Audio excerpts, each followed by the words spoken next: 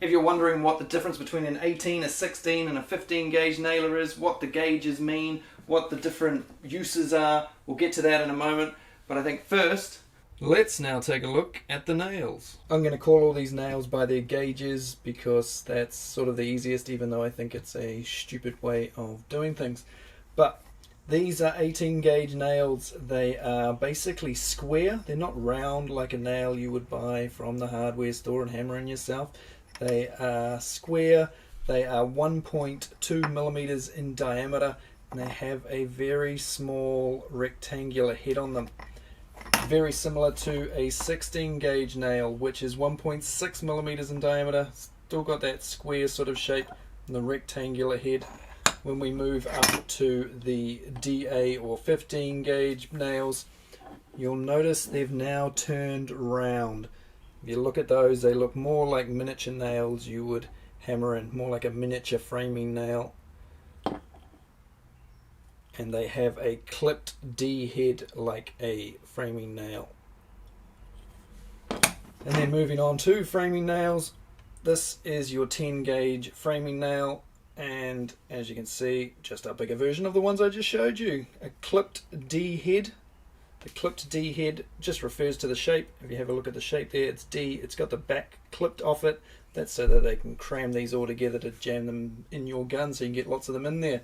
More nail jargon you might hear. Paper collated, that's what these nails are. Just refers to this paper strip holding them all together. You can get wire collated, plastic collated. Here's some more paper ones, but they're held further apart and have a full round head. Those are joist nails for a special joist nailer. They won't fit in framing nailer. These ones are full head nails, and they are held together with plastic. Keep them apart so things don't clash with the heads. Whereas these ones here have full round heads, but the heads are offset on the shaft of the nail. Take a look there. So the nail, as you can see, has the shaft going up to one side. Not that circles have sides, but you know, it's offset. Let's take a look at it by itself. There we go. See, bit funky looking. So this nail will give you the illusion of a nice round head while still having the easy angle to fit in your nail gun and everything, unlike these ones and these ones, which, as I say, have the shaft going directly into the center of the head like normal nails, but they have to be held further apart, so you can't fit as many into the tool, so you have to change the clip of nails more often than you would with paper collated ones like this. Right, now that you've just had a crash course in that, let's take a look at what they look like when they're embedded in timber, so you can see how much difference the firing heads make when they fire these nails in, how much it's going to damage or not damage your timber. So here's my little nail graph. We've got 23, 18, 16, 15 and 10 gauge.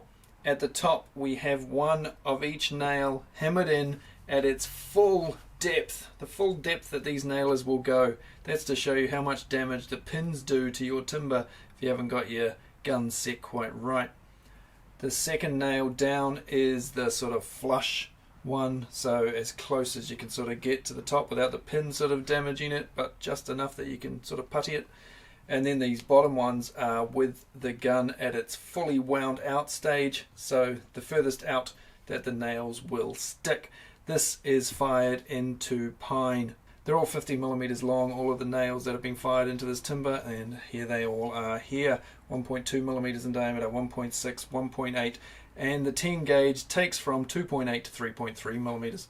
Now you may think 1.2 millimeters, 1.6 millimeters, what does it matter? Well, when you see them next to each other, there is quite a big difference. There's a lot more holding strength with a 16 gauge. An 18 gauge can sort of shear much easier. In this part of the world, most builders will have a framing nailer, and then for a finishing nailer they'll use a 16 gauge, and they're the two that they run most of the time.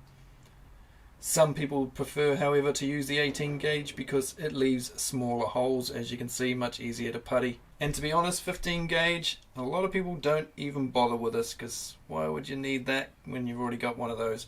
Got one of those, it'll basically do what that will do, and it'll basically do what that will do.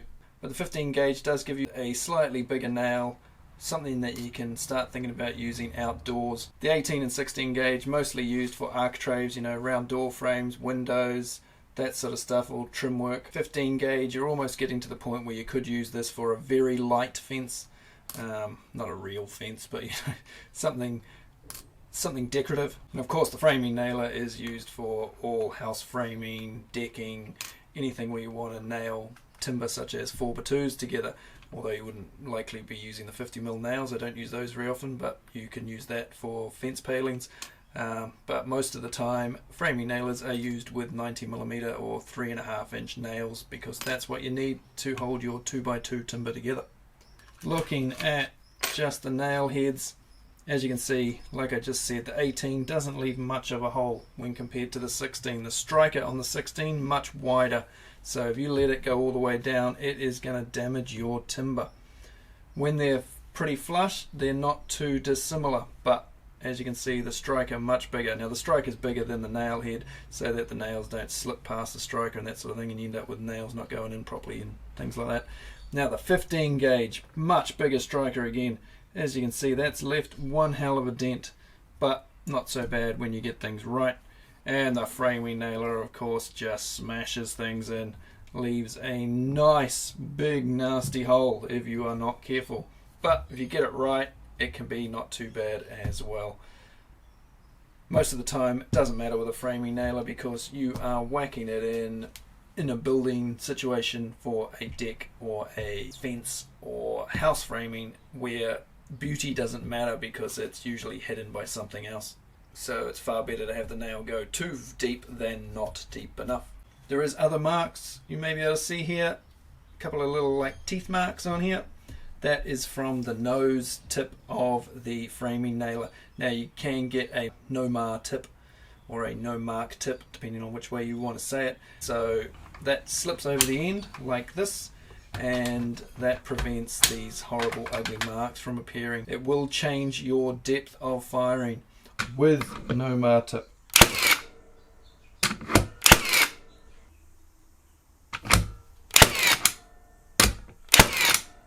Now I didn't change any of the settings on the tool there, and you can see that the no-mar tip punched the nails in not as deep as when you take the tip off. That tip adds, a few millimeters to the end of the nose, so you'll get better penetration without it.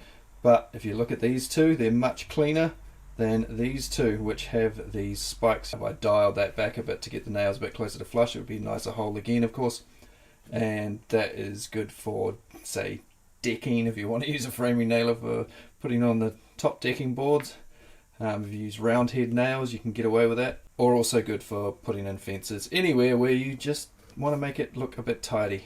When you're doing framing, you want those spikes because it helps just hold the tool in the right place as you're moving along, firing tools on different angles, getting in underneath studs and nogs and dwangs and blocks and whatever you call it where you live. You want those spikes going in there, and then it all gets covered up, of course, with jib and cladding and blah-de-blah, and no one ever sees it, so it doesn't matter.